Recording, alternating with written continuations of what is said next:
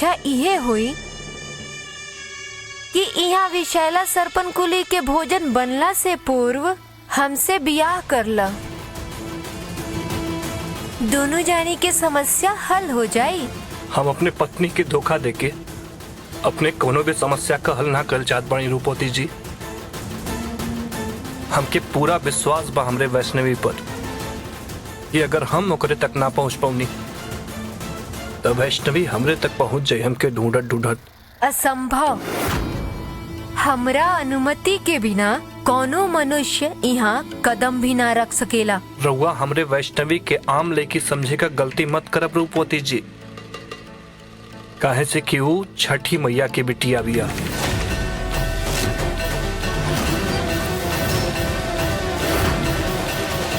अब तक दीदी के भी जीजू पर पूरा विश्वास बा, फिर रउआ काहे चिंतित बानी? का रउआ लागता कि ए बेरी दीदी जीजू के पास ना पहुँच पाई हैं? वैष्णवी पर हमरा कोनो संशय नहीं खे शैशव, बाकिर कार्तिक पे वैष्णवी से बड़का संकट मंडराता जिकरा के ओकरा के भान भी नहीं खे। ऐसन कवन संकट बा देवी?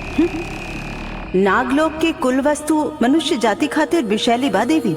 रूपवती की माया से वहाँ सांस तले पावत बा, लेकिन यदि कार्तिक नागलोक में अन्य का एको दाना ग्रहण कैलस, चाहे जल के एको बूंद भी पियलस, तो वो सदैव खातिर नाग में परिवर्तित हो जाई।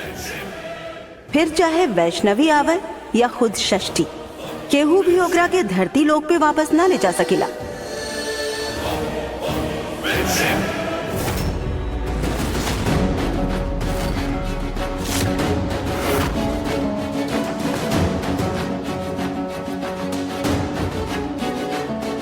वैष्णवी, हमने के पूजा करके इस सांप के पुनः जीवित करे के हुई। का कहता नहीं रवा गुरुजी? सांप के पुनः जीवित वो कैसे संभव बा? वैष्णवी, ई आम सर्प नहीं के, ई मणिधारी सर्प बाटे। आ मणिधारी सर्प के जिंदा करब आसान नहीं के और असंभवो नहीं के। गुरुजी, वो कैसे? माँ मनसा देवी के पूजा करके हम ही विपत्ति से मुक्ति पा सके नहीं। काहे कि माँ मनसा देवी नागलोक के देवी बिया। आज जे मनुष्य माँ मनसा देवी की आराधना करेलन उनका ही सर्प सब हानि न पहुंचावेलन, किंतु माँ मनसा देवी की आराधना के साथ हमनी के एक विशेष यज्ञ भी करे के हुई। उबा सर्प प्राण प्रतिदान महायज्ञ। और जैसे ही इच्छाधारी मणिधारी सांप दोबारा जीवित हुई, ये हमनी के कार्तिक तक ले जाएंगे। गुरुजी, हम रवा से विनती करता नहीं, रवा जल्द से जल्द पूजा विधि शुरू कर दी। माँ मनसा के कृपा से कार्तिक जी के ढूंढे के कोई न कोई रास्ता जरूर मिली हमरा के। वैष्णवी, ई कोनो आसान पूजा नहीं खे, ई कोनो छोट पूजा नहीं खे। ई अनुष्ठान के संपन्न करे खातिर कम से कम 7 दिन के समय लगे।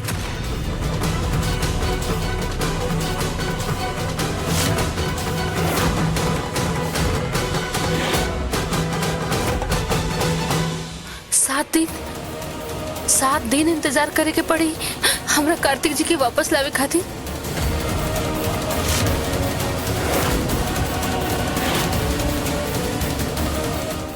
मैया, हम कहूँ से भी कितना भी कष्ट सह के कार्तिक जी के हम रक्षा करब। हम न डरब न डिगब। अगर जरूरत पड़ल तो कार्तिक जी के बचावे खातिर हम अपन जान भी दे देहब, बाकी उनका के कुछ न होके देहब। बस उनका तक पहुँचे के रास्ता दिखाई मैया, हमरा के रास्ता दिखाई।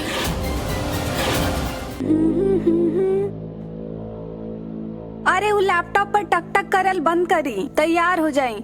अब फिर से एगो पूजा बा। पूजा में तो जरूर जाई। दैया रे दैया, का हो गइल बा रउआ के? हाँ, देवर जी खातिर पूजा और ही रउआ जाए के चाहता नहीं? अरे अगर जाइब ना तो वो नागमणि कैसे ले पाइब? नागमणि ले पाएम?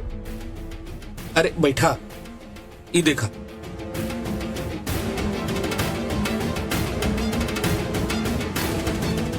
अरे मणिधर सर्प हमार किस्मत बदले खातिर आइल बा। आज जानत बाड़ू मणि के कीमत करोड़ों में बाटे। का कहता नी? अरे हम थोड़ा सा पैसा खातिर घर में पड़ल बानी। अगर उ मणि के बेच दे तो कोनो जरूरते नहीं के हम दोनों के ई गांव में आई घर में रहे के।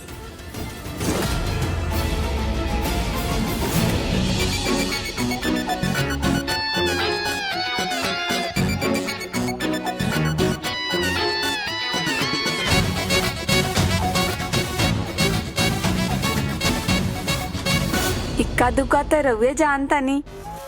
अगर उ मणि हमरा हाथे आ गइल नु तो हम तो रानी बन जाएम, रानी। हाँ अरे दैया, पर अब हम उ मणि निकालेम कैसे जी?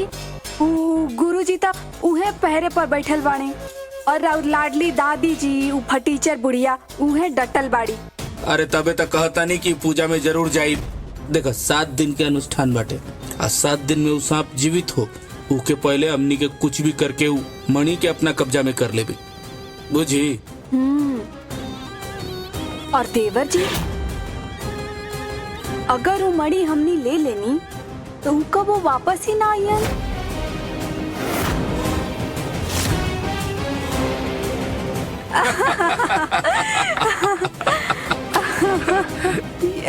अब जा अपन कपड़ा निकाल के रखा। अब तो हम एकदम चकाचक कपड़ा निकाले रहुआ खातिर। हाँ मैया, हम कहूँ से भी कितना भी कष्ट सह के कार्तिक जी के हम रक्षा करब। हम ना डरब ना डिगब। अगर जरूरत पड़ल तो कार्तिक जी के बचावे खातिर हम अपन जान भी दे देहब। बाकी उनका के कुछ ना होके देहब। बस उनका तक पहुँचे के रास्ता दिखाई मैया, हमरा के रास्ता दिखाई।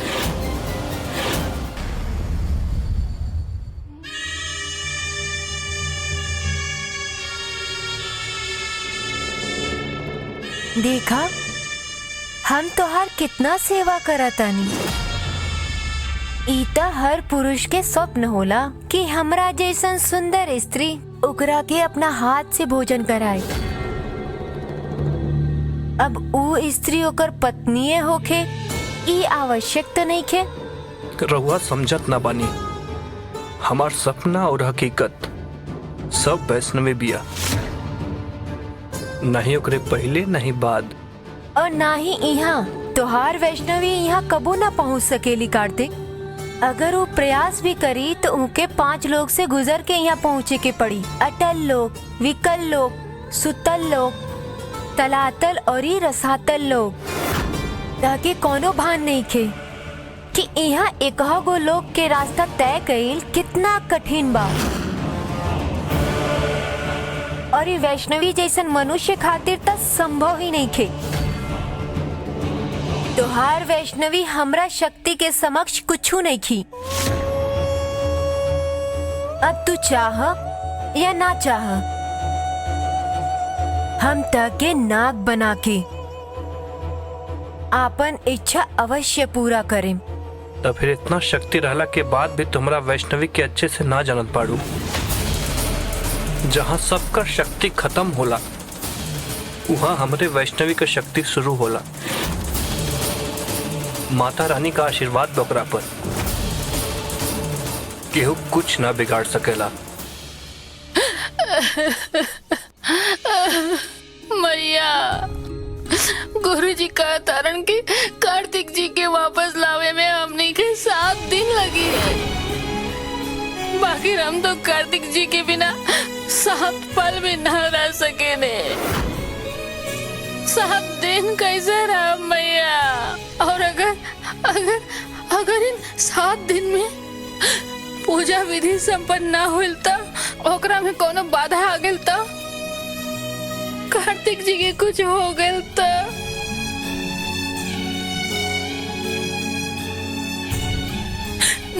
ना का कहता नहीं हम ऐसे ना सोच सके नहीं ना, हम ऐसा ना सोच सके नहीं।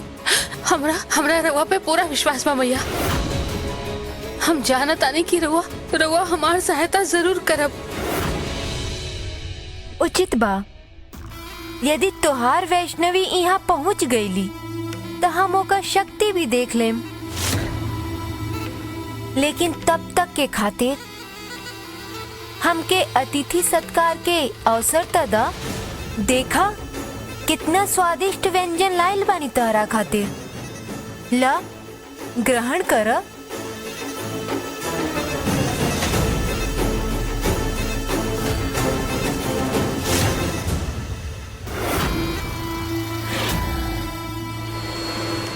नहीं रूपवती जी, हम जानत नहीं, हमरे बिना हमार वैष्णवी भी बुखाइल हुई, पानी तक ना पियले हुई, तो हम भला कैसे कुछ खा सकीला। हमहू देखा तानी कैसे ना खइब।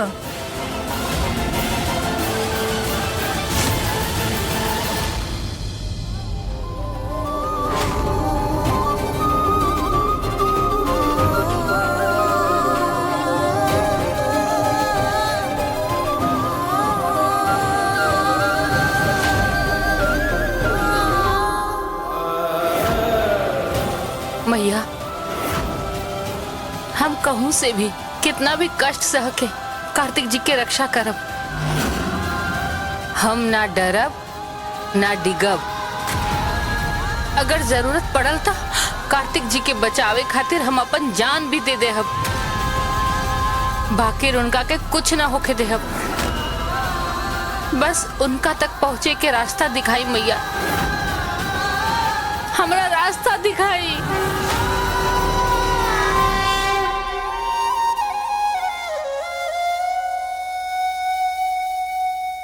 सुबह शाम ले नाम तुम्हारा, तुम आई जब हमने पुकारा। सूर्य देव की बहना प्यारी, मिले मैया कृपा तुम्हारी।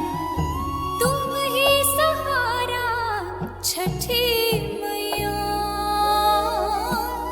और न कोई हमारा छठी मैया। हो तुम ही सहारा छठी मैया, और न कोई हमारा छठी मैया। हर उलझन को सुलझाती हो, सुख के बादल बरसाती हो। हर बाधा दुख हर लेती हो, घर खुशियों से भर देती हो। तुमसे ही गुजारा छठी मैया,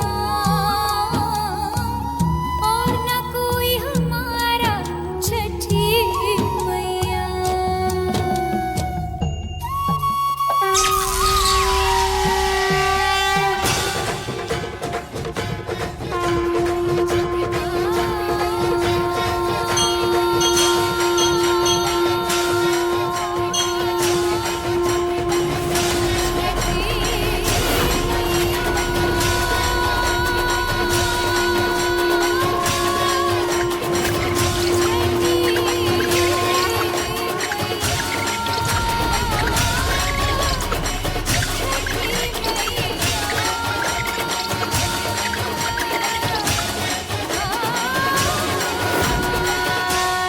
मैया, का रवा हमरा के रास्ता दिखावता नहीं?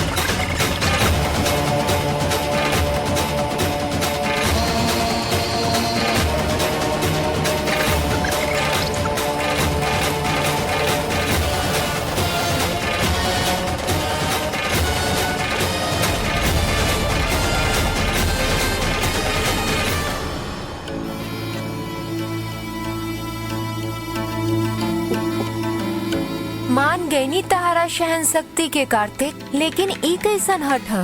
कम से कम जलपान तो करला।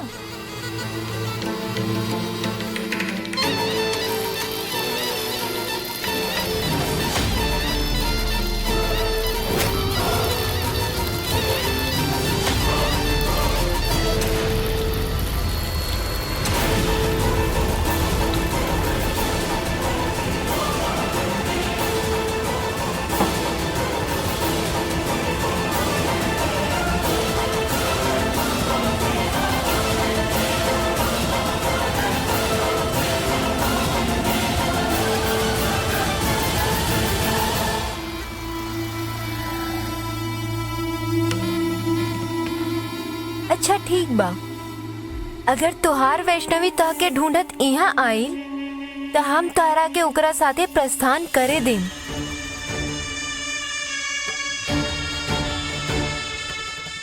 ताके ता ज्ञात बा यहाँ से जाए खातिर एक ही उपाय बा, जल ग्रहण कर। नहीं, हमार वैष्णवी प्यासा लोग है और हम पानी पी ले ही ना हो पाई हमसे। नादान मत बना कार्तिक, तारा भीतर अधिक ऊर्जा नहीं के बचल। तू अगर ये जल ग्रहण ना करबा तो तुहार मृत्यु भी हो सकेला। ओकरा पश्चात अगर वैष्णवी यहाँ आ भी गईली तो का तुहार शव लेकर जाइए। इतना विश्वास बतारा के ऊपर तो अवस्था में तो रहा कि ओकरा अइला पर ओकरा साथे जावे की शक्ति तारा में रहो।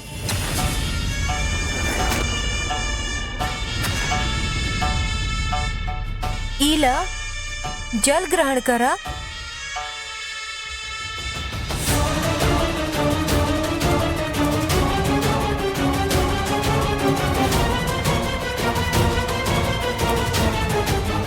ला पिया।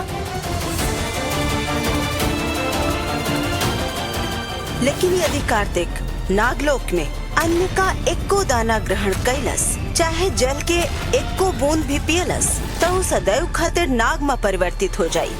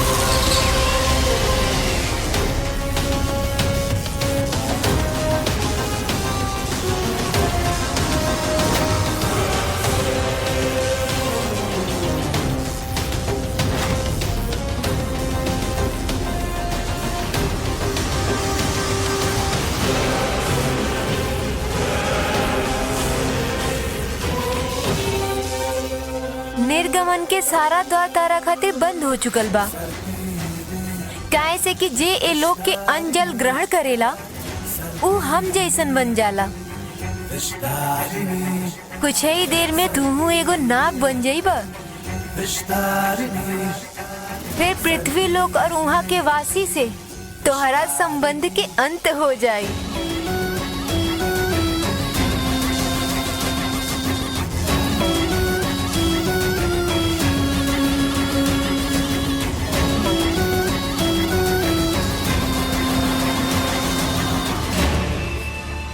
कहाँ गए? हमरा लागल रहे कि वो हमरा कार्तिक जी तक पहुँचाई। आप मैया के कोनो संकेत था, बाकी तो चल गई। का करे आप?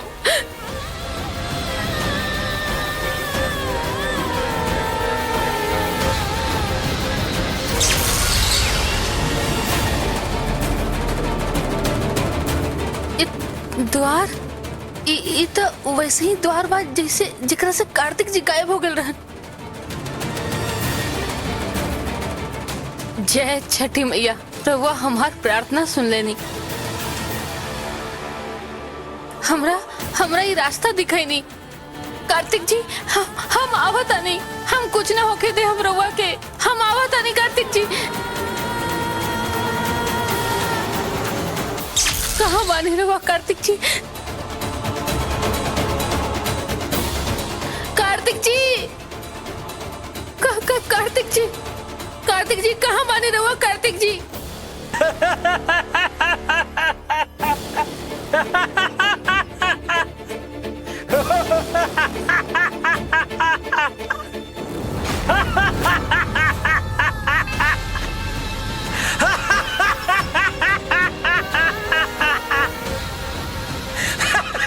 मैया मैया ई कहाँ आ गई? नहीं हम कहाँ बानी कार्तिक जी? मैया तू अटल लोक में बाड़ू।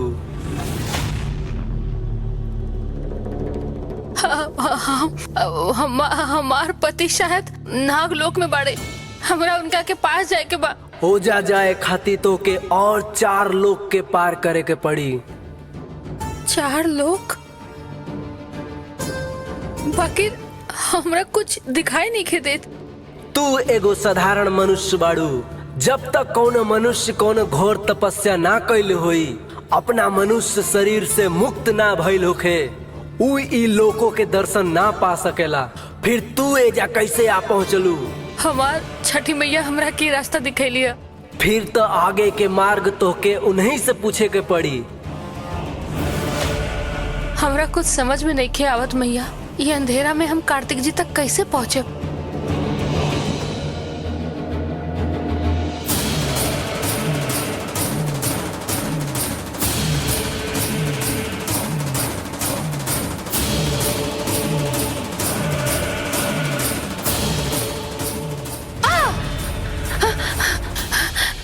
एक बात और ज्ञात रहे, जैसे जैसे समय बीती प्रकाश कम से कम तर होता जाई। ईजा निवास करे वाला जीवों के भूख बढ़त जाई, तुम्हारा भक्षण के वो आतुर होखत जाई हैं। ये पानी की वजह से होता। ये पानी तू एक हाथी पियोलू ना, ताकि हम नाग बन सकी। प्लीज प्लीज रोका है के मत कर ऐसा, छोड़ो हमके। नहीं बने के हमके कोनो नाग, छोड़ दो हमके, प्लीज प्लीज छोड़ दो। हमरा वश में हुई तो हम के परिवर्तित ना करती, लेकिन जब तक तू नाग रूप धारण ना करबा, नागलोक के प्रजा तोहरा शासन के स्वीकार ना ही करी। स्वीकार करावे के बिना बा नहीं बने के हमके कोनो राजा। अरे तुम्हें तो हजारों इंसान मिल जाई हैं खुशी खुशी तोरे साथ नागलोक में रहे खातिर, तो फिर हम ही काहे? प्लीज हमके जाए दो, छोड़ दो प्लीज। माना तानी हमरा के केहू मिल जाई, लेकिन हमार हृदय बस तारा पे मोहित भइल बा।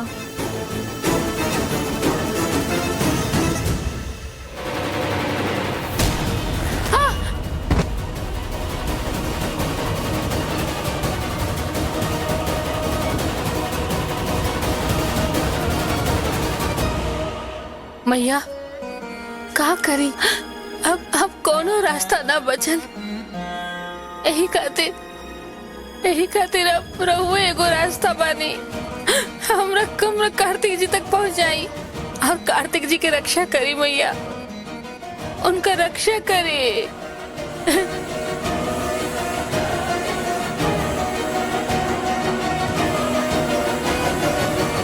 अब हम और ही प्रतीक्षा ना कर सकेनी, ताकि राजगद्दी पर विराजमान देखे खातिर। रूपवती जी,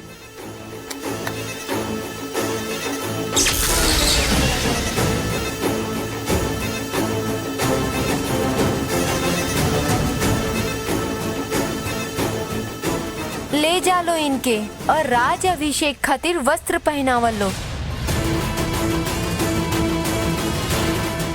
हम कहीं ना, हमें कहीं ना जाए क्या? हम यह अपने वैष्णवी का इंतजार करब।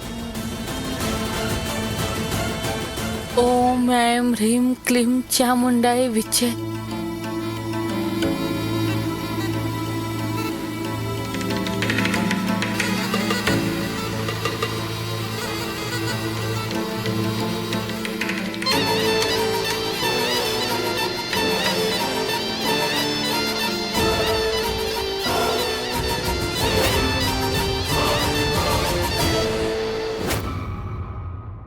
वैष्णवी, वैष्णवी, आँख खोला का भाई? हम बताओ तानी कार्तिक, एक क्षण खातिर अपना आप के देखा, अब वो भी तारा अंदर नाग अंश बा। तोहार स्पर्श विषैला हो गइल बा और तारा ई विष के कारण वैष्णवी मूर्छा में जाता रही।